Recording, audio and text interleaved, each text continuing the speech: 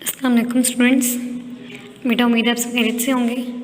आप लोगों की जूम की क्लासेस जो हम स्टार्ट की थी, ठीक है, उसमें हमने चैप्टर नंबर 1 स्टार्ट किया हुआ था और चैप्टर नंबर 1 अब हम एंड कर चुके हैं। लेकिन कुछ रीज़न्स की वजह से जो बच्चे क्लासेस नहीं ले पाए या कोई लेक्चर उनका मिस हो गया, तो आप लोग ये यूट्यूब में जो है अपने लेक्चर्स ले सकते हैं, ठीक है। पूरे एक चैप्टर का रिव्यू उस तरह से तो नहीं, लेकिन आपके कंसेप्ट क्लियर हो जाएं उसके लिए हमने ये एक रिव्यू रखा कि आपका चैप्टर का या जो भी सिलेबस है आपका उसका रिव्यू हो जाए, ताकि आप लोग अगर कोई चीज़ आपकी मिस हो गई तो आप यहाँ से उसको इजीली सुन सकें और अपने जो नॉलेज में वो इजाफा कर सकें, ठीक है। तो बेटा हम चैप्टर नंबर 1 को डिस्कस कर रहे थे। तो चैप्टर नंबर 1 में हमने प्रोग्रामिंग टेक्निक्स के बारे में पढ़ा कि हम कौन कौन सी टेक्निक्स यूज़ करते हैं, ठीक है। एक प्रोग्रामर को प्रोग्राम बनाने के लिए किस तरह का जो मटेरियल है या किस तरह की कोडिंग करनी पड़ती है या किस तरह के स्टेप्स से उसको गुजरना पड़ता है, वो सारी टेक्निक्स हम इसमें डिस्कस करेंगे आहिस्ता आहिस्ता, ठीक है। बेसिकली जो चैप्टर नंबर 1 है वो सिर्फ आपको बेसिक्स था इसमें कि आपने 3 टॉपिक्स मेन पढ़े इसके अंदर। एक आपने पढ़ा प्रॉब्लम को अंडरस्टैंड करने का, जो बेसिकली हमने पढ़े एक प्रॉब्लम को अंडरस्टैंड करना, ठीक है। उसमें हमने 5 स्टेप पढ़े। एक में डिफ़ाइन कि आपने उस प्रॉब्लम को डिफ़ाइन कैसे करना है, एनालाइज कैसे करना है, उसकी प्लानिंग कैसे करनी है, कैंडिडेट सोल्यूशन कैसे लगेगा, क्या होता है कैंडिडेट सोल्यूशन, और आपने उसमें से कौन सा सोल्यूशन फिर बेस्ट सेलेक्ट करना है, ठीक है। सेकंड जो टॉपिक आपने पढ़ा वो एल्गोरिदम। थर्ड में हमने जो है वो फ्लो चार्ट। अब 1 बाय 1 में इन सबको डिस्कस करूँगी आपके साथ, ठीक है, कि आपने कैसे इसमें आपने प्रॉब्लम को डिस्कस किया, एल्गोरिदम को कैसे करना है और फ्लो चार्ट आपके पास बेसिकली क्या चीज़ है, ठीक है। सबसे पहले हम स्टार्ट करते हैं कि अंडरस्टैंडिंग द प्रॉब्लम। इसमें जो फर्स्ट स्टेप आपके पास आ रहा है वो है डिफाइनिंग। आपकी बुक के अकॉर्डिंगली जो हम प्रॉब्लम को डिफ़ाइन करेंगे वो हमारे पास क्या है, सबसे पहले जो है वो इनिशियल स्टेज है, ठीक है। अब ये बहुत इम्पॉर्टेंट है कि आप प्रॉब्लम को सबसे पहले अंडरस्टैंड करें, ठीक है। प्रोग्रामर अपनी वर्किंग से उसकी सोल्यूशन से पहले प्रॉब्लम को अंडरस्टैंड करेगा। उसके लिए कुछ स्टेप्स हैं। सबसे पहले वो उस प्रॉब्लम को क्या करेगा, केयरफुली रीड करेगा कि क्या कहना चाह रहा है वो, ठीक है। फिर वो उसकी प्रॉब्लम्स पूछेगा कि उसके क्या प्रॉब्लम्स उसमें आई हैं। फिर वो इन्फॉर्मेशन लेगा उसके अकॉर्डिंगली, ठीक है, कि इसको ये प्रॉब्लम है तो मैं इसकी इन्फॉर्मेशन इकट्ठी करूँ कि इसको क्या कितनी प्रॉब्लम्स हैं और किस तरह की प्रॉब्लम्स हैं। फिर उसके बाद वो देखेगा कि उसके अकॉर्डिंगली वो सोल्यूशंस कितने निकाल सकते हैं। आप फॉर एग्जांपल आपकी बुक के अकॉर्डिंगली कि एक पर्सन है उसने एक प्रोडक्ट खरीदा है, ठीक है, जो कंपनी से, वो उससे सेटिस्फाई नहीं है। अब देखिए वो उससे सेटिस्फाई नहीं है, एक बिल्कुल क्लियर कट उसके पास बिल्कुल एक क्लियर सी प्रॉब्लम यहाँ पे आपको स्टेटमेंट में आ रही है कि कस्टमर जो है वो सेटिस्फाई नहीं है उस प्रोडक्ट से। तो ये प्रॉब्लम है। वो आप प्रॉब्लम देखेगा, डिफाइन तो हो चुकी प्रॉब्लम ये कि वो सेटिस्फाई नहीं है कस्टमर, ठीक है। अब वो सोल्यूशंस देखेगा उसके अकॉर्डिंगली। अगर दूसरी एग्जांपल की मैं बात करूँ तो उसमें क्या है कि उन्होंने क्या कि आपने फाइंड करना है स्टूडेंट्स के एवरेज मार्क्स। अब अगर यहाँ पर देखा जाए तो बिल्कुल स्टेटमेंट क्लियर है आपके पास कि स्टूडेंट्स की आपने क्या चीज़ फाइंड आउट करनी है, एवरेज मार्क्स।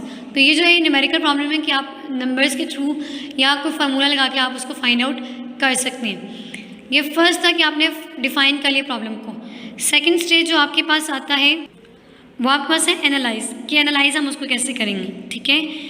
एनालाइज आपका सेकेंड स्टेज है। इसमें आपको इसके प्रोग्रामर इन्वेस्टिगेट करते हैं प्रॉब्लम की, ठीक है, और बहुत सारी इन्फॉर्मेशन जितनी पॉसिबल हो उस सोल्यूशन के लिए वो फाइंड आउट करते हैं। अब उसमें कौन कौन से क्वेश्चन अगर आपके पास शामिल हो सकते हैं कि क्या ये पॉसिबल है कि वो कंप्यूटर के थ्रू प्रॉब्लम सॉल्व कर सके, क्या इसमें कौन सी प्रॉब्लम्स और कितने सोल्यूशन उसके फाइंड आउट करने होंगे, प्रॉपर सीक्वेंस क्या होंगे उस प्रॉब्लम को सॉल्व करने के लिए, उसने कितनी इनपुट्स ली हैं और कितनी अब उसको आउटपुट्स रिक्वायर्ड हैं, कितने सोल्यूशंस बन सकते हैं और कौन सा सोल्यूशन बेस्ट और क्यों है, कौन सा सोल्यूशन उसको कैसे इम्प्लीमेंट करना है उसने, ये सब प्रोसेसेस वो किस में करेगा, एनालाइज में करेगा, ठीक है। अब उसके बाद अगर प्रॉब्लम 1 के अकॉर्डिंगली अगर हम देखें तो उसमें वो यही करेगा कि उसके कौन से इंपॉर्टेंट पॉइंट्स हैं, ठीक है, कौन से उसने लेने हैं, कौन से उसको अचीव करने हैं। फॉर एग्जांपल अब एक कस्टमर खुश नहीं था, ठीक है, उस प्रोडक्ट से, तो वो क्या सोचेगा कि क्या मैं इसको रिफ़ंड कर दूँ या मैं क्या इसको चेंज करके वो चीज़ दे दूँ, ठीक है, या मैं उसको सर्विसेज अगेन प्रोवाइड कर दूँ उसके साथ मीटिंग करके, या जिस तरह की वो आउटकम चाह रहे हैं मैं उससे पूछ के वो दोबारा चीज़ बनाने की कोशिश करूँ। आप वो डिस्कशन के थ्रू भी कर सकते हैं, वो लीगल राइट्स यूज़ कर सकते हैं, ठीक है। वो देखेगा कि जो उसने कंप्लेन की है वो डेट्स देखेगा, टाइमिंग देखेगा कि किस तरह एक्सपायरी डेट थी उसकी क्या थी, वो कोई पेपर एलिमेंट पर इकट्ठा करेगा। अब जो चीज़ उन्होंने एडवर्टाइजमेंट कब दी और कब उन्होंने ट्रेडर आगे भेजा, किस तरह की कोड थी, किस तरह से उसको यूज़ करना है, क्या है उसने उस तरह से उस प्रोडक्ट को यूज़ किया कि नहीं, वो सब चीज़ें उसके अकॉर्डिंगली देखेगा। ऑर्गेनाइजेशन किस तरह की प्रोसेस में लगेगी कि वो वेबसाइट के थ्रू देखेगी या डॉक्यूमेंटेशन जो उसको दी गई है वो उसके अकॉर्डिंगली देखेगा कि प्रोडक्ट में क्या क्या चीज़ें थीं। अगर प्रॉब्लम नंबर 2 के अकॉर्डिंगली डिस्कस किया जाए तो उसमें यही है कि वो सब्जेक्ट्स देखेगा स्टूडेंट्स के हर एक में कितने कितने सब्जेक्ट्स थे उसके फार्मूला लगाएगा उसको फाइंड आउट करने के लिए। अब प्लानिंग उसका थर्ड स्टेप है, ठीक है, कि उसने प्लानिंग कैसे करनी है। प्लानिंग में वो क्रिएटिव स्टेट जाता है जिसमें वो प्लानिंग अपने माइंड को ब्रेनस्टॉर्मिंग करता है, उसमें उसको यूज़ करता है। अब प्रॉब्लम नंबर 1 के अकॉर्डिंगली अगर हम देखें तो वो डिस्कस करेगा। अब उसको कैसे करेगा प्लानिंग, उसमें वो उस पर्सन से बात करेगा, ठीक है, उस इशू को रिजॉल्व करने के लिए स्टोर मैनेजर से बात करेगा, बिजनेस ओनर से बात करेगा या सुपरवाइज़र से। फिर वो उस प्रोडक्ट को लेके उसकी प्रॉब्लम को लेके उसके ऊपर डिस्कस करेगा कि क्या उसके अंदर आ रही है उस पर्सन को। वो उस पर्सन को काम करने की कोशिश करेगा कि वो मतलब इतना आईपन ना हो, उसकी जो है वो सारी डिमांड्स पूरी की जाएंगी, ठीक है, वो सारे उसके रीजनेबल प्राइस वगैरह सब कुछ देखेगा कि कैसे उसको हैंडल कर सकते हैं। फिर उसके साथ वो क्या है कि वो उसके आउटकम्स जितनी वो चाहता है वो उस बारे में डिस्कशन होगी, उसके थ्रू वो उसकी प्लानिंग करेगा और जितने उसके सॉल्यूशंस निकल सकते हैं वो एग्जैक्ट क्वेश्चनिंग करता है, वो एग्जैक्ट क्वेश्चनिंग करेगा, ठीक है, और स्टोर या सर्विस प्रोवाइडर जो कुछ उसे पूछेगा उसके फर्दर डिटेल्स उसके लिए लेगा। अब वो क्यों उससे कुछ नहीं है कैसे, वो तमाम चीज़ें उसके साथ डिस्कस की जाएंगी, ठीक है, और उसको कहा जाएगा ठीक है जी आपकी सारी डिमांड्स हमने लिख ली हैं, फिर वो हमारे से क्या करेंगे उसको सॉल्व करने की कोशिश करेंगे। अब उसका रिस्पॉन्स सुनेगा, ठीक है, उसको कुछ टाइम देगा अगर उसको ज़रूरत है। अब रिस्पॉन्स लेने के बाद वो देखेगा कि हाँ जी उसका कोई इशू रिजॉल्व हुआ या कुछ हम कॉम्प्रोमाइज़ कर सकते हैं या कुछ एफर्ट्स जो उसको सेटिस्फैक्ट्री नहीं है उसके रिस्पॉन्सेज से, तो क्या और काम किया जाए जिससे वो सेटिस्फाई हो जाए, ठीक है। अब बेस करते हैं कि उसके क्या राइट्स हैं और फर्दर मोर हम उसको क्या राइट्स लीगल वहाँ पे दे सकते हैं, ठीक है।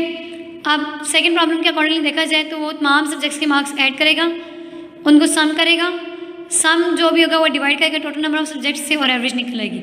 यहाँ तक वो उसे सिंपल एक एवरेज फाइंड करने का मेथड निकालिए। तो कैंडिडेट सोल्यूशन ना तो उसमें लगेगा ना आपको बेस्ट सोल्यूशन उसमें निकालने की जरूरत पड़ेगी, यहाँ प्लानिंग तक आपका वहाँ पे काम वाइंड अप हो जाएगा, ठीक है।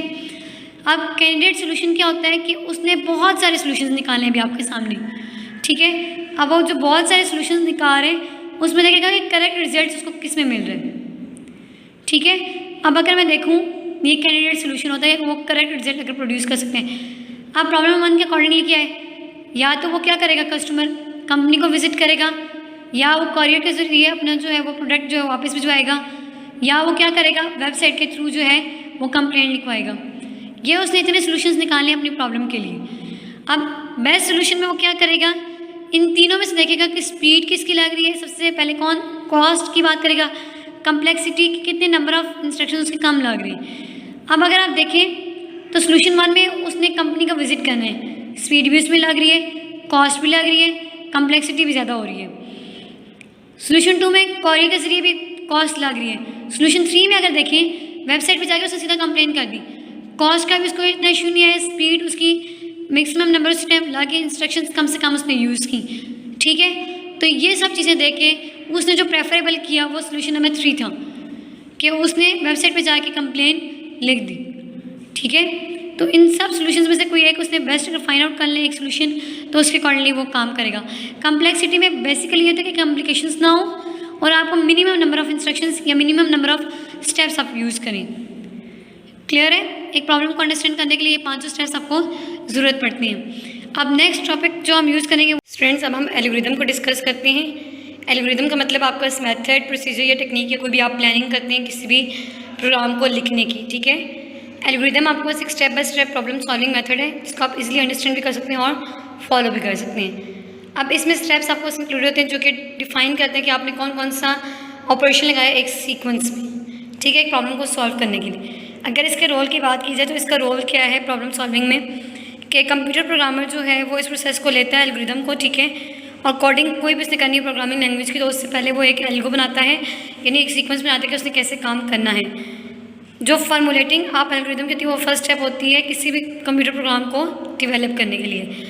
मेजरिंग एफिशिएंसी की अगर बात की जाए तो इसमें आपके पास ये होता है मेजरिंग में कि आपने कितने रिसोर्सेज यूज़ किए हैं, लाइक टाइम कितना लगा, मेमोरी में स्टोरेज स्पेस आपकी कितनी यूज़ हुई है, आप इस लिहाज से उसकी एफिशिएंसी बता सकते हैं। जितने रिसोर्सेज आप कम यूज़ करेंगे उतनी एफिशिएंसी आपको क्या होगी, अच्छी होगी या ज़्यादा होगी, जिसे आप कह सकते हैं। ठीक है, अब हम एल्गोरिदम की बात करते हैं। अगर एल्गो लिखना है तो उसको हम कैसे लिखेंगे। अब ये एल्गोरिदम है, इसमें आपको कहा गया कि आपने सम, प्रोडक्ट और एवरेज फाइंड करना है 5 नंबर्स का जो आपको दिए गए। 5 नंबर्स आपको जो दिए गए, इट मीन्स कि आपके पास क्या है, आप सबसे पहले प्लानिंग करेंगे। प्लानिंग में आपने क्या करना है कि इनपुट लेना है। ठीक है, इनपुट में 5 नंबर्स आपको कहा गया है। आउटपुट में क्या है कि आपने सम, प्रोडक्ट और एवरेज फाइंड आउट करना था। प्रोसेसिंग में क्या होगा कि एडिशन, सम में क्या होता है आपको पता है कि एडिशन होती है, प्रोडक्ट में क्या होता है मल्टीप्लिकेशन होती है, एवरेज में क्या हो जाएगा डिवीजन हो जाएगी। अब लेट्स से हम स्टार्ट करते हैं। देखिए स्टार्ट किया, 5 नंबर्स लिए अपनी मर्जी के। ठीक है, आपने 5 वेरिएबल्स लिए, उनमें 500 आपने अपनी मर्जी के नंबर्स ले लिए। ज़रूरी नहीं है कि आपने यही नंबर्स लेने जो आपकी बुक में मेंशन है। फिर आपने सम फाइंड आउट करना था, फाइंड सम को कॉल किया। सम में क्या होता है एडिशन, यानी उन्हीं 5 वेरिएबल्स को आपने क्या कर देना है, प्लस कर देना है। अगर आप इसका रफ वर्क साथ में देखें, फर्स्ट स्टेप में सिर्फ उसने नंबर्स दिए, सेकेंड में उसने सबको क्या कर दिया प्लस, थर्ड में इन सबको क्या कर दिया उसने मल्टीप्लाई, स्टेरिक का मतलब होता है मल्टीप्लाई। फोर्थ में उसने क्या किया कि sum divide by 5 average find out करने के लिए। बिल फर्स्ट अगर सम हमारे पास इसका 31 आता है तो 31 डिवाइड बाय 5 किया, जो आंसर आएगा वो एवरेज निकल आएगी। आउटपुट सम, प्रोडक्ट और एवरेज। आउटपुट सम का क्या आंसर आएगा, बिल फर्स्ट अगर 31 आया इन सबको ऐड करके, ठीक है, मल्टीप्लाई करके अगर 256 आता है और एवरेज निकालेंगे तो 6.2। ठीक है, तो आउटपुट निकला है एंड द लास्ट वन इसकी हो जाएगा स्टॉप। ये एल्गोरिदम और आपने इस तरह के एल्गोरिदम्स लिखने होते हैं। नेक्स्ट वन एल्गोरिदम में आपने 3 अनइक्वल नंबर्स लेने हैं और लार्जेस्ट नंबर उसमें से फाइंड आउट करने हैं। वैसे आपने प्लानिंग करनी है, 3 अनइक्वल नंबर्स इनपुट में आ जाएगा, आउटपुट में लार्जेस्ट नंबर। प्रोसेसिंग में देखिए आप 3 नंबर्स लेने जारी बात है तो कंपैरिजन होगा, तो यानी प्रोसेसिंग में आप बता दें कि आपने वर्किंग कैसे करनी है एल्गोरिदम के अंदर। तो कंपेयर करने आपने हर एक नंबर को दूसरे नंबर के साथ 1 by 1। अब स्टार्ट 3 नंबर्स लिए, A = 10, B 20, C 30। अब वो कह रहे हैं कि अगर हम कहते हैं A लार्जेस्ट नंबर है, उसके लिए कंडीशन क्या लगेगी, आप इफ़ देन जो आप लिखते हैं गो टू, ये आपने कैपिटल लेटर्स में लिखना है इसके अंदर। ठीक है, इफ़ अगर A ग्रेटर देन B और A greater than C, A B से भी ग्रेटर हो और C से भी, तो लार्जेस्ट नंबर A हो जाए। स्टेप 3 आपने स्टॉप कर दिया क्योंकि अभी आपको पता नहीं है कि आपने करना क्या है, जब तक वो तीनों कंडीशंस को चेक नहीं कर लेगा। इस तरह वो B को चेक करेगा तो लार्जेस्ट B। स्टेप 5 आपने स्किप कर देना है। C आपके पास जो होगा 6 में चला जाएगा कि लार्जेस्ट इक्वल टू C। जब दोनों कंडीशन सेटिस्फाई नहीं होंगी तो ऑब्वियसली कि C नंबर जो है वो इसमें से लार्जेस्ट है।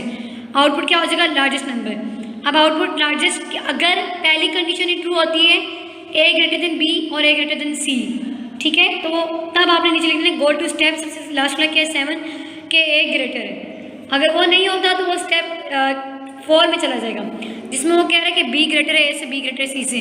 तो अगर वो B वाला ग्रेटर है तो क्या कर देगा, आपने नीचे लिखा गो टू स्टेप 7 यानी कि B ग्रेटर है। अगर वो भी नहीं है तो वो C वाले को चेक करेगा, 6 वाले को, कि आउटपुट लार्जेस्ट में C आएगा। And the last one is stop. और अगर एक्सप्रेशन फाइंड आउट करनी है, मैथ्स और फोर्स आपके पास गिवन है, सीधा आपने क्या करना है, इसमें देखिए यहाँ पे फार्मूला लगाना है, मैथ्स अपनी मर्जी का लेना है, फोर्स भी आपने एरिया का जो एक्सप्रेशन है सॉरी इसका फार्मूला लगाना है, A = F/m, आउटपुट लेनी है देन स्टॉप। अब नेक्स्ट एरिया ऑफ ट्राइंगल, या आपने खुद करना है, इसी के ऊपर इस तरह लेना है, ठीक है, और जस्ट फार्मूलाज लगाने हैं।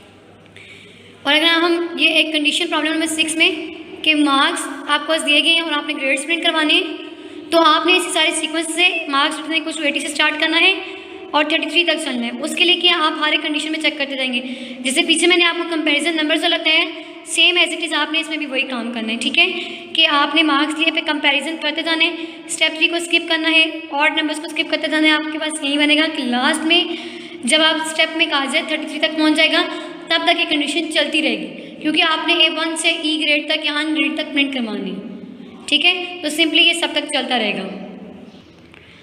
प्रॉब्लम नंबर 7 में exponent of a given number, यानी कि आपने एक नंबर की पावर फाइंड आउट करनी है। उसके लिए क्या है, आपके पास देखिए एक नंबर लिया आपने 8 और इसकी पावर ले ली 5। रफ वर्क भी मैंने बता दिया कि 8 आपने नंबर लिया और इसकी पावर 5 आपने प्रिंट करवानी है। प्रोडक्ट हमेशा 1 से इनिशियलाइज करते हैं, K कुछ 1 इनिशियलाइज करवाने का मतलब क्या है कि आपने 5 तक नंबर चलाना है, उसके लिए हमने इंक्रीमेंट भी तो करना है, उसके लिए एक वेरिएबल लिया K। प्रोडक्ट फाइंड आउट करना है, पी इक्वल्स टू जारी बात है पी स्टेरिक एन, तो यहाँ देखिए 1 स्टेरिक 8 मल्टीप्लाई हो जाएगा। फिर इंक्रीमेंट करना है, ठीक है, यानी कि k + 1 1 + 1 2 हो जाएगा। अब कंडीशन चेक करेगा वो k is less than equals to E power से अगर वो लेस है तब तक वो चलता रहेगा। 2 is less than equals to 5, फिर 3 हो जाएगा, फिर 4 हो जाएगा, फिर 5 हो जाएगा, वो तब तक यहाँ तक चल के स्टेप 3 में वो चलता रहेगा, मल्टीप्लाई होता रहेगा जब तक 5 नहीं आ जाता। फिर अगर 6 is less than equals to 5 false, तो वो स्टॉप कर देगा आउटपुट p, यानी 8 को 5 टाइम्स मल्टीप्लाई करके आपको आंसर दे देगा, ठीक है, एंड देन स्टॉप। अगर हम बात करते हैं कि हमने ऑड नंबर्स प्रिंट करवाने हैं 1 से लेकर 100 तक, ठीक है, एक सीक्वेंस आपको गिवन दे दिया गया है। जब भी कोई चीज़ सीक्वेंस में गिवन हो आपके पास, तो इसकी इनपुट नहीं होती, आउटपुट में आपने ऑड नंबर्स प्रिंट करवाने 1 से लेकर 100 तक। अब जारी बात है एक सीक्वेंस आपको गिवन है तो इनिशियलाइज आपने फर्स्ट वाले को 1 तक करना है, और 1 से 3 तक कितने नंबर से 2 2 का इंक्रीमेंट लगाना है। आपने इनिशियलाइज करवा दिया उसको 1 से, ठीक है। अब 1 से 3 तक का कितना गैप है, इंक्रीमेंट वो 2 2 का कार है। इंक्रीमेंट का मतलब कि बढ़ना, ठीक है। 1 से 3 तक का कितना डिफरेंस आ रहा है 2 का, तो 2 2 के डिफरेंस उसने इसको इंक्रीमेंट भी करना जब तक 99 ना आ जाए। स्टार्ट किया, फर्स्ट नंबर को उसने इनिशियलाइज किया 1 1, तो हमें आउटपुट में चाहिए था इसलिए हमने लिख दिया आउटपुट के। फिर इंक्रीमेंट उसने 2 का किया, फिर लास्ट में कंडीशन 100 से अगर लेस तक वैल्यू चलेगी तो तब तक वो करवाता रहेगा, उस स्टेप 2 तक वो इंक्रीमेंट वापस जाता रहेगा। जब तक 99 नहीं आ जाता तब तक उसने चलना है। जब 101 आ गया, ठीक है, 99 + 2 किया तो 101, 101 तो बड़ा है उससे, कंडीशन फॉल्स होगी तो लास्ट में स्टॉप। ये वाला सीक्वेंस भी आपने उसी को फॉलो करके करना है, ठीक है, ये आपने खुद करना है। Same as it is sum even number का भी आपने इसको खुद करना है। इसमें सिर्फ आपने क्या करना है कि सम को इनिशियलाइज 0 से करवाना है, फर्स्ट वैल्यू 2 से स्टार्ट हो रही है तो सम में आपने वो सम प्लस k करना है, और 2 से फिर 4, तो इंक्रीमेंट कितने का लग रहा है इसमें 2 का, तो आपने वो कंडीशन लास्ट 100 तक और 21 तक जा रही है तो आपने k की कंडीशन। अब आपके पास जो नेक्स्ट था उसमें था कि आपने एक टेबल प्रिंट आउट करवाना है, ठीक है। अब उसमें आपके पास क्या देखें, टेबल आप प्रोडक्ट है तो 1 से इनिशियलाइज करवाएंगे। अब आपकी मर्ज़ी है कि आप वो अगर 5 का टेबल ले रहे हैं तो वो आपने 10 तक प्रिंट करवाना है, तो उसका क्या सीन है। अगर मैं फर्स्ट मैं यहाँ पे करती हूँ कि स्टेप 1 में स्टार्ट करती हूँ कि n मेरे पास एक नंबर है 7, ठीक है। तो आपने क्या करना है, अब देखिए यहाँ पे रफ मैंने आपको साथ बता दिया कि सबसे पहले आपने एक n नंबर लिया 7, आप इनिशियलाइज प्रोडक्ट को हमने 1 से करा दिया। फिर वो कह रहे हैं कि p = n स्टेरिक k, यानी कि 7 × 1 कर देंगे हम। फिर वो कह रहे हैं कि output n k p, n आपने क्या लिया, एक नंबर लिया जिसका टेबल प्रिंट करवाना है, k आपने वो नंबर बीच में जो आप लेते हैं ना टेबल का 1 2 3 4 5, तो वो आपने नंबर लेना है और उसमें इंक्रीमेंट करते जाना है। p प्रोडक्ट यानी आंसर मल्टीप्लाई करके जाएगा। 7 स्टेरिक 1 = 7, आपको 7 स्टेरिक 1 करेंगे तो वो 7 आंसर दे देगा। आप इंक्रीमेंट करते जाना है, k + 1 2 2 इज लेस देन, आप कंडीशन आपकी मर्जी है कि आप 7 का टेबल 12 तक प्रिंट करवाना चाह रहे हैं, 10 तक करवाना चाह रहे हैं, 5 तक 6 तक, जहाँ तक आपने बस यहाँ पे वो नंबर अपनी मर्जी का लिख देना है। अगर कंडीशन ट्रू है तो वो स्टेप 3 में यानी कि इस वाले में दोबारा जाएगा और फिर मल्टीप्लाई होते होते करता जाएगा जब तक वो उसी कंडीशन 12 तक नहीं चली जाएगी, ठीक है। सिंपली आपने ये काम करना है। आप अगर 12 पे आते हैं तो फ़ारेनहाइट से सेल्सियस में कैसे कन्वर्ट करना है, सिंपली आपने फार्मूला लगाना है। नेक्स्ट में आपके पास जो आता है वो आता है कि फैक्टोरियल आपने फाइंड आउट करना है, ठीक है, एक नंबर का।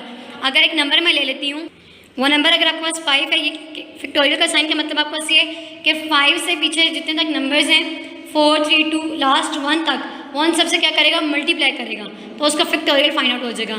लाइक अगर यहाँ पे 5 का फैक्टोरियल में करना चाहूँ तो आपने 5 को 4 से, 4 को 3 से, फिर 2 से, फिर 1 से मल्टीप्लाई करना है, तो वो 5 का फैक्टोरियल आ जाएगा।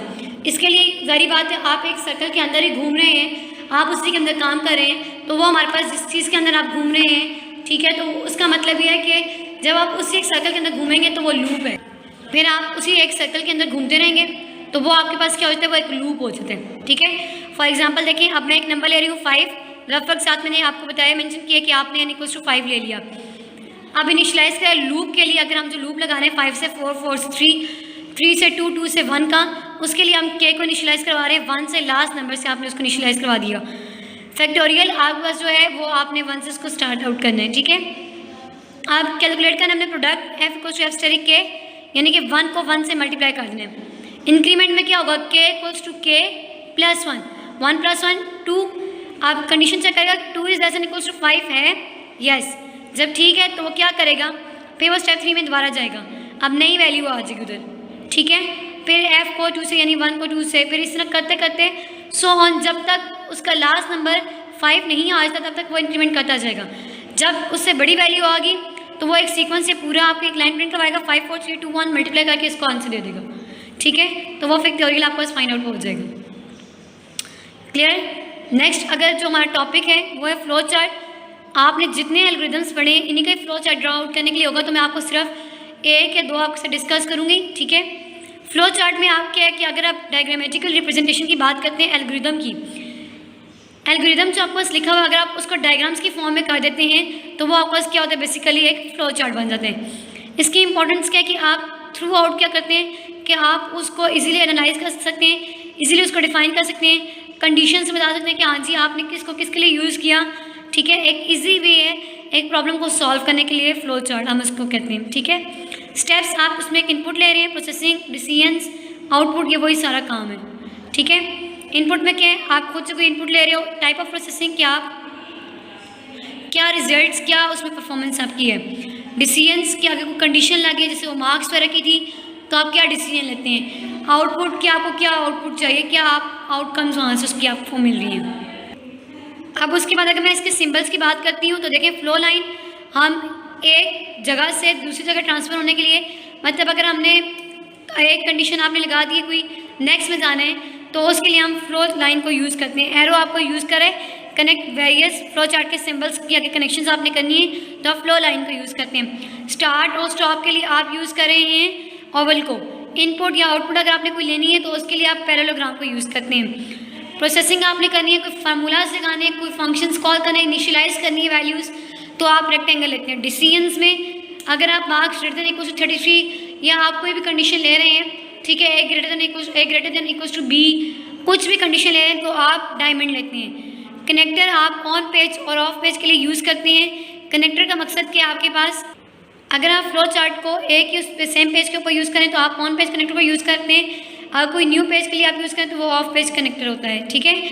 अब हम फ्लो चार्ट स्टार्ट करते हैं। फॉर एग्जांपल सम, प्रोडक्ट और एवरेज के लिए आपने जो एल्गोरिथम फर्स्ट पढ़ा था उसी के फ्लो चार्ट बनाना है।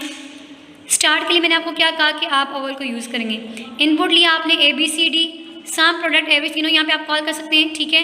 रेक्टेंगल की फॉर्म है क्योंकि आपने फार्मूला लगाया सम का भी, प्रोडक्ट का भी और एवरेज का भी, और आउटपुट ले लिया। And the next one is stop. Clear.